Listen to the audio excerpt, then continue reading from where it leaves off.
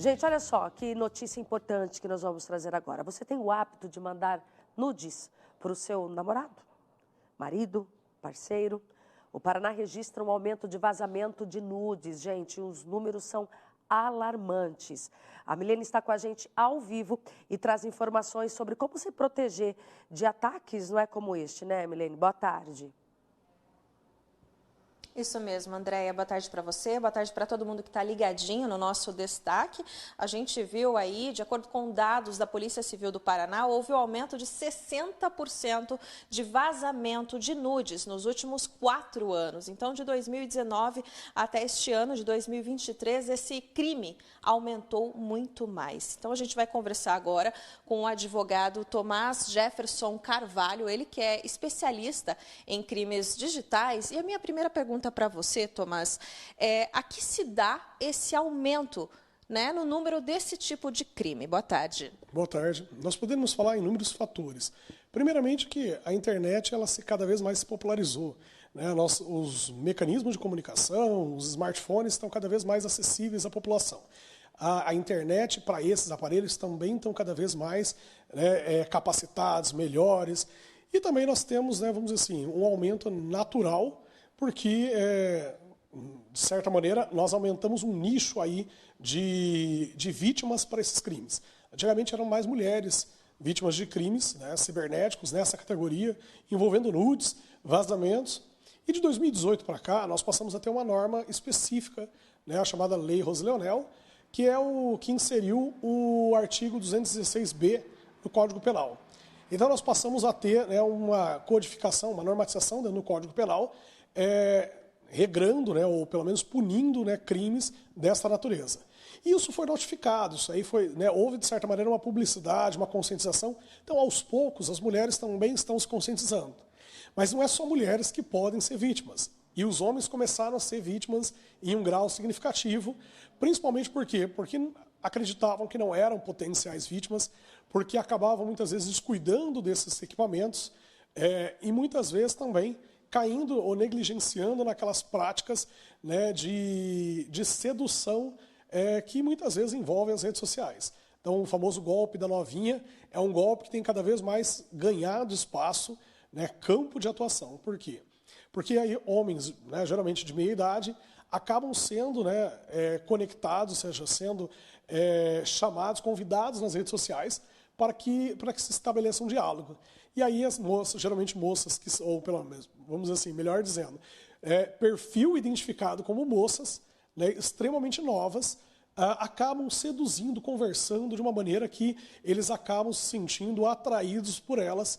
E quando vê, né, entende que não é uma moça, ou que sequer às vezes é uma mulher, né, e nessa trama até chegar a essa resolução, até ter exatamente essa ciência, ele já foi extorquido, ele já foi questionado, ou seja, e aí assim, algumas organizações utilizam, né, extremamente de requintes.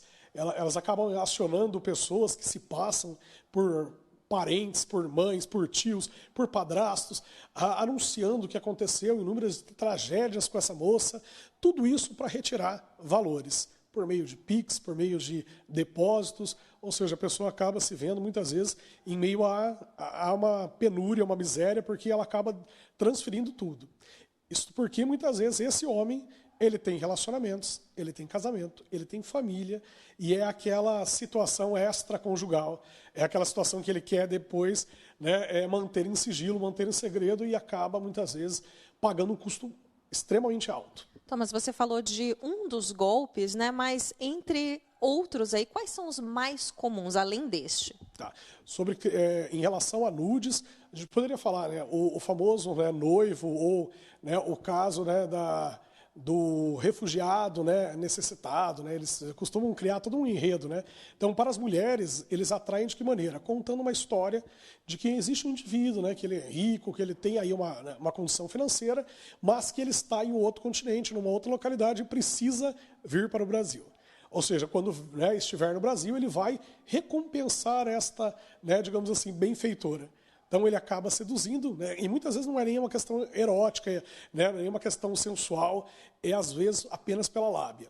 Nesses dois casos, eles estão trabalhando com o que nós chamamos de engenharia social, que é práticas de convencimento que levam essa vítima a acreditar que eles estão ajudando, que eles estão, né, tendo um relacionamento, que eles estão se aproximando dessa outra pessoa. Que muitas vezes elas não veem como, né, uma imagem, como um vídeo, é apenas uma conversa por dados, por informações, por frases, né, em redes sociais, em WhatsApp, esses comunicados, né, esses mecanismos de rápida comunicação, né, Telegram. Então, muitas vezes, elas acabam sendo, né, direcionadas por esse enredo, por essa forma de conversar. Como se proteger e como, de repente, perceber ali que você pode estar sendo vítima de um golpe? A primeira coisa é desconfiar sempre. Né? Nós temos aí, nesses dois casos que envolvem, né, homens e mulheres né, que querem ajudar. A primeira coisa é desconfie. Né? Pegue aí, vamos dizer assim, a imagem, questione sobre vídeo. Se você realmente está tendo uma relação, e isso pode acontecer, converse, pega um vídeo, peça para abrir a cam, peça, né, tenta identificar, veja as redes sociais, se ele tem rede social, se ele tem, né, uma identificação, se ele trabalha onde, ou seja, questione realmente, né, investigue essa pessoa a fundo. E não faça depósito, né, em contas, não faça Pix, não faça transferência, porque realmente isso pode significar aí um golpe e você dificilmente vai reaver esses valores. Se fizer depósito e conscientizado ali naqueles momentos posteriores, vá até o banco imediatamente, que o banco tem um mecanismo chamado MED, mecanismo, né, para rápida devolução, né, um mecanismo especial de devolução.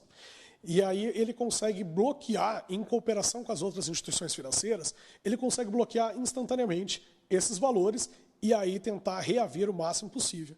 É uma forma aí de compensar aí esse transtorno e todo esse problema gerado. Então, é uma das soluções. Obrigada, Thomas, por participar ao vivo com a gente. Então, além das dicas, né, que o advogado especialista em crimes digitais trouxe para nós, claro, uma pessoa que percebe que caiu em um golpe deste precisa, Andréia, ir diretamente na delegacia e registrar um boletim de ocorrência.